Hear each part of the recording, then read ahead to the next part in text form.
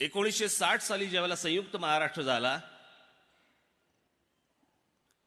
त्या संयुक्त महाराष्ट्र झाल्यापासून 2018 पर्यंत, म्हणजे 1960 ते 2018, अगोदरचं सरकारही इकडे बसलंय, आत्ताचं सरकारही इकडे बसलंय.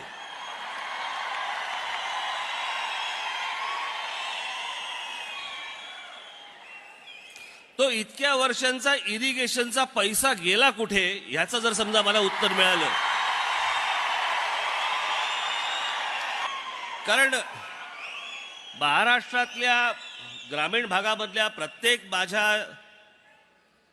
बांधवाला आणि भगिनीला त्यांना जागृत करण्याचं काम जर समजा आमिर खान यांच्यावरती जर समजा सोपवण्यात येत असेल, तर सरकार काय करतं असा मला नेहमी प्रश्न पडतो.